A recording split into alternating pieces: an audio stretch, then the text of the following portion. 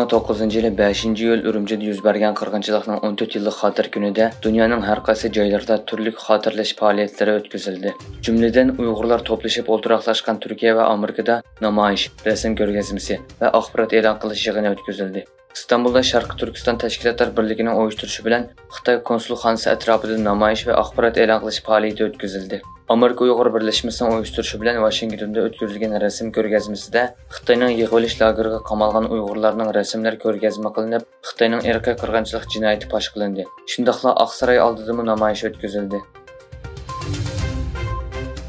Türkiye'de aktif faaliyet kılatkan lager kurbanları yakınları munbiri 5. yıl Ürümçi katliamını hatırlaş ve BDT hizmet grupasının urup tutkalarını koyup beriş hakkında çıkargan kararını e'lon qilish üçün advokati Gülden Sönmez Hanım'ның başçılığında Xitoyning Anqaradagi elchixonasi oldida axborot e'lon qilish yig'ini o'tkazdi. Mazkur munbar BDT irqiy kamsitishni yo'qotish xizmat gruppasiga Xitoy yig'ilish lagerlarida tutib turilayotganlar haqida arz sungan bo'lib, BDT yaqinda 3 kishi haqida qaror chiqargan.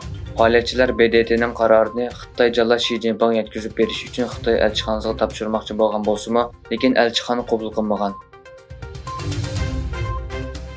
Xitoy Tayvanga taxminan 440 milyon dollarlik harbiy aslahalarni setishni planlagan kelishim sababidan Amerikani orolni o't plitasiga aylantirdi deb aybladi. Xitoy Davlat Mudofaa Ministerligining bayonotchisi tanqifiy bayonotida Amerikaning Xitoyning asosiy andisini nazardan saqit qilib, ichki ishlarga aralashganligi va Tayvan bo'g'izidagi jiddiylikni qasddan keskinlashtirganligini bayon qildi. Amerika hukumatı 30-iyun Tayvanni taxminan 440 milyon dollar o'q va orqa ta'minoti bilan ta'minlaydiganligini e'lon qilgan edi.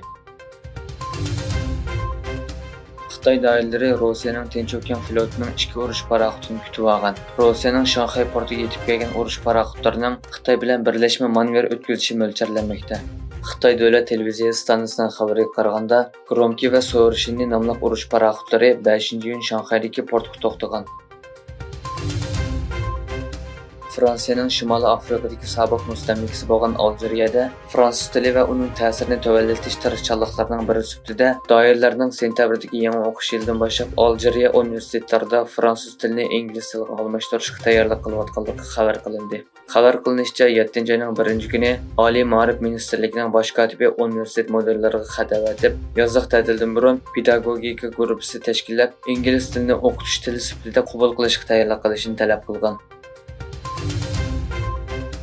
Hong Kong soqchilari har qaysi davlatlarda panohlangan va Xitoy tarafidan tutish buyruqi chiqarilgan faoliyatchilarni qo'llash jinoyati bilan 4 odamni qo'lga olgan.